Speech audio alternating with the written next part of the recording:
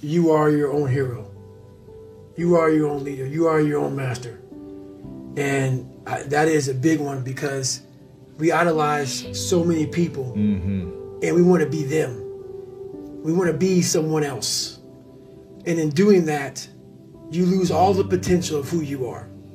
You mimic, you be them, you are them, you become them, and you lose you.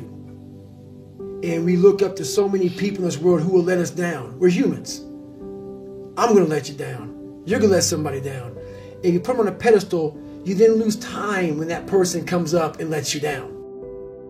You must hold yourself accountable, and being your own hero, that's what that does. You make yourself so totally accountable for who you are. You focus on you and only on you to become the best person you could be for others. Because we leave a lot on the table, not searching who we are. And then therefore, you die not knowing your greatest potential. The biggest one I would say is never pick the easy road. Never. Never. And it always goes back to kind of the hero mentality. Never pick the easy road. Ever in your life. That is the one road that is doom. It is doom. If you want something like 6-minute abs, all these different things, if you want it so fast, you may achieve what you wanted, but you want the permanent fix. The permanent fix comes from the hard road. The hard road gives you permanent results. The easy road gives you the quick fix. You will go back to where you started on the easy route. That hard route is so permanent that it ends up callousing you everywhere. Everywhere. You keep a six-pack forever. You keep it. You keep it. Because you know the work that goes into it. Yeah. And the last one is, when you get to where you want to go in life, when you finally get there, you finally reach that point, and you're there, and you're happy as hell, realize this: you're not there yet. When you get that feeling that you arrived, be afraid. Be truly afraid, because now you start to do this. Slowly die. Slowly die. Either you're getting better or you're getting worse. You're not staying the same.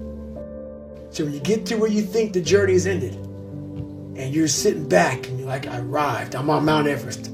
I climbed 29,029. Yeah. The best thing to do is fall back down that damn mountain as fast as you can and start climbing. Find the next climb. Find the next climb. Yeah. These are the facts, and they are undisputed. Your problems and your past aren't on anybody else's agenda. Not really. You may have a few people in your inner circle who care about what you're going through, but for the most part, no one gives a shit because they're dealing with their own issues and focused on their own lives. I learned that the hard way. On our drive from Buffalo to 117 South McGuire Street in Brazil, Indiana, when I was 8 years old, I assumed I was going to walk into the biggest pity party of all time. I expected balloons, cake, ice cream, and big warm hugs. Instead, it was as if all the pain and terror never happened. Sergeant Jack didn't deal in pity. He was out to harden my shell, and that's exactly what he did. Pity is a soothing balm that turns toxic. At first, when your family and friends commiserate with you and validate the reasons you have for grumbling about your circumstances, it lands like sympathy. But the more comfort pity brings you, the more external validation you'll crave, and the less independent you will become, which will make it that much more difficult for you to gain any traction in life. That's the vicious cycle of pity. It saps self-esteem and inner strength, which makes it harder to succeed, and with each subsequent failure, you will be more tempted to pity yourself. Look, I get it. Life isn't fair or easy. A lot of us are doing a job that we don't want to do. We feel we are above the tasks coming our way, and that the world or God or the fates have sentenced us to live in a box we do not belong in. When I was a night shift security guard at a local hospital, I felt that work was beneath me. So I showed up every night with a voice in my head screaming, I don't want to be here. And that infected everything about my life. I ate my feelings, blew up, and slipped into a deep depression. I wanted a different life, but my shitty attitude made it impossible to create one. Every minute you spend feeling sorry for yourself is another minute not getting better, another morning you miss at the gym, another evening wasted without studying, another day burned when you didn't make any progress toward your dreams, ambitions, and deepest desires, the ones you've had in your head and heart your entire life. The only thing that ever matters is the present moment. Yet too many people let their depression or regret hijack their day. They let their feelings about the past hijack their lives. Perhaps their fiancé left them at the altar, or they got fired without cause. Guess what? One day, they will pan back and realize that nobody fucking cared about any of that but them. I don't care what you've been through. I can feel bad for you. I can have sympathy for you, but my sympathy won't get you anywhere. When I was a young, damaged kid, feeling sorry for myself didn't help me. What helped was cleaning those white walls right the first time. We cannot get time back, so we must be minute hoarders. The earlier I get up, the more I do. The less time I stay in pity party feel sorry for myself land, the stronger I become and the more daylight I see between me and everyone else. When you separate yourself from the pack, by cultivating the values and priorities that lead to greatness, mountains of adversity and hardship become speed bumps, and that makes it easier to adapt to the road ahead and build the new life or sense of self you crave. When I went to live with Sergeant Jack, I was forced to adapt extremely fast. Everyone was hard on me my whole life, but I came out of all that with lessons learned that stuck with me. Those who learn to adapt, survive, and thrive. Don't feel sorry for yourself. Get strategic. Attack the problem. When you adapt, you will begin to see everything that comes your way as a stepping stone on your progression toward a higher plane. High-paying, esteemed jobs are generally not entry-level. You have to start somewhere, but most people see the thankless tasks that must be completed in order to advance as burdens instead of opportunities. That makes it impossible for them to learn. You've got to find the lesson in every shitty task or low-wage job. That requires humility. I wasn't humble enough to appreciate my experience in security, so my attitude was foul as fuck. I thought I deserved much better, oblivious to the fact that almost everybody starts at the bottom, and from there, it's attitude and action that determine the future. Humility is the antidote to self-pity. It keeps you rooted in reality and your emotions in check. I'm not suggesting you should be satisfied with an entry-level job. I'm never satisfied, but you must appreciate what you have while staying hungry enough to learn everything you can. You need to learn to wash the dishes, flip the burgers, sweat over the deep fryer, sweep up the job site, work in the mailroom, and answer the phones. That's how you build proficiency. It's important to learn every aspect of any business before you move up. You can't rise if you're weighed down by bitterness and entitlement. Humility hardens your spine and encourages you to stand tall, secure in yourself, no matter what anyone else thinks. And that has tremendous value. Right now, a lot of you right now can be motivated as hell, go out of here and be like, yeah, I'm motivated. Like you said, you're right. Without being driven or obsessed, this motivation fades.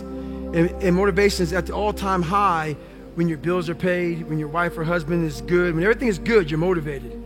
It's that person when all hell breaks loose and everything falls apart that says, I still got to get it in. And how you get to that point in life, what I figured out, it's so noisy right now. This world is so noisy. We all walk around with these phones, computers. The world is so fast. We're not able to think. The most powerful weapon in the world, we walk around with it. It's our mind. It's our brain. You have to be able to go into a very dark place in your mind and figure who you are. Go back to what you want to do. What's your purpose? We can't figure our purpose out or why we're here or why we're even born or whatever because it's so loud in our mind. We don't have any quiet time with ourselves to sit back and say, what do I really want? There's so many different dialogues in our head that we can't think. So my biggest thing is you have to be alone in a very dark place in your mind to think about what is important to you. And so, kind of piggyback off that, you've spent a lot of time alone. What is something that you learned about yourself through your process or your journey? I learned I was leaving a lot on the table, and that's what scares me the most. I'm good now, but what haunts me is that at 24 years old, I was 300 pounds, and if I didn't make a right turn, if I decided to just give in to the feelings I had, I would have died a 300 or 400 pound man working some minimum wage job in my casket, never knowing that I was this guy. And what fear, so I believe in God. And what scares me the most is I believe that God, in my own mind, I'm a big visualization person. So what keeps me going is like visualizing. It's not true, but it helps me. I believe that God had this big chart in heaven. And when you get there, if you earn your right to get there, you get there in heaven, and you get there, let's say I walked up at 300 pounds. And God says, hey man, great job, you made it to heaven. And he rips this page down from Brian Underwood. And now it says David Goggins' chart. He rips it down, throws that paper to the side. And he says, look at this. And I'm reading it. I go, what is this? He goes, how much do you weigh? 300 pounds. What did you do? I was a pest control guy for 40 years. He says, this is what you were supposed to be. You know what I'm saying? A 185-pound person. Be able to run 205 miles. Break the pull-up record.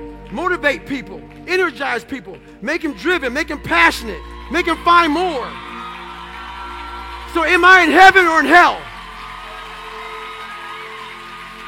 That's what motivates me. It scares me also. Because I believe that we are all leaving a lot on the table. And now when I go to heaven, what I want God to look at me and say is, as you were living, I'm the all-knowing man.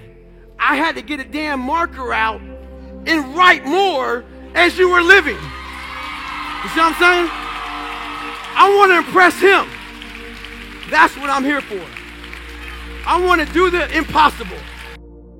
I once heard a story about a master sergeant in the Army named William Crawford that exemplifies the power of humility. He retired in 1967 and took a job as a janitor at the Air Force Academy in Colorado Springs. The cadets he cleaned up after paid him little mind, in part because he was reportedly painfully shy, but also because these cadets were elite students on an officer track, and Master Sergeant Crawford was just a janitor, or so they thought. They had no clue that he was also a war hero. In September 1943, the 36th Infantry Division was getting blitzed by German machine gun fire and mortars during a pivotal World War II battle for a piece of Italian real estate known as Hill 424. The Americans were pinned down with no escape route until Crawford spied 3 machine gun nests and crawled beneath rivers of bullets to toss a grenade into each of them. His bravery saved lives and allowed his company to advance to safe ground. And after the 3rd direct hit, the Germans abandoned Hill 424, but not before they took Crawford prisoner. Presumed to be killed in action, tales of his heroism spread among infantrymen and traveled up the chain of command. In 1944, he was awarded the Medal of Honor, the highest decoration in the U.S. military. Because everyone thought he was dead, his father accepted the medal on his behalf. Later that same year, he was found in a liberated POW camp, oblivious to the hype surrounding his name. In 1976, an Academy cadet and his roommate read about that battle and connected the dots. Their humble janitor had won the Medal of Honor. Can you imagine what went through their heads? The Medal of Honor speaks to everything a military person reveres, not the medal itself, but the courage and selflessness inside the human being who earned that medal. Those students wanted to be him, and there he was, mopping their floors and cleaning their bathrooms every day. Master Sergeant Crawford was a walking lesson in self-esteem, courage, character, and especially humility. The way I see it, Master Sergeant William Crawford had figured it the fuck out. The Medal of Honor didn't change him. He rose to prominence by staying humble and risking his own life to save others and retired into the service of others. it was never about him. And that gave him strength. People who feel sorry for themselves are obsessed with their own problems and their own fate. Is that really much different than the greedy and egotistical people who want to feel better than everybody else? The higher I climb in my life, the more I realize how much I need to mop that floor. Because that's where all the knowledge is. There is no grit at the top, no tests of resolve and steak dinners, 5-star hotels, or spa treatments. Once you make it in this world, you have to free fall back to the bottom in some way to keep learning and growing. I call this trained humility. It's a shedding of your skin that allows you to take on a mission that no one else can see and do whatever needs to be done next. Trained humility is service, but also strength. Because when you are humble enough to remember that you'll never know it all, each lesson you learn only makes you hungrier to learn more, and that will put you on a path that guarantees you will grow all the way to the grave. Continued growth only comes when you are willing to be humble. I talk about my book, Open-Mindedness. What separates me from a lot of people is they go into a daunting task, and the task is overwhelming. Like when I heard the pull-up record was 4,020 pull-ups, and I was talking about breaking this record, people are like, oh my God. I went right to a pen and paper. They go, what are you doing? I'm doing the math, man. What are you talking about? I'm open-minded to the fact that, okay, if I do 5 pull-ups in a minute for so many hours, I can get so many pull-ups in. How much time do I have to rest? I was breaking the math down. You have to be open-minded to the possibilities that I can do this.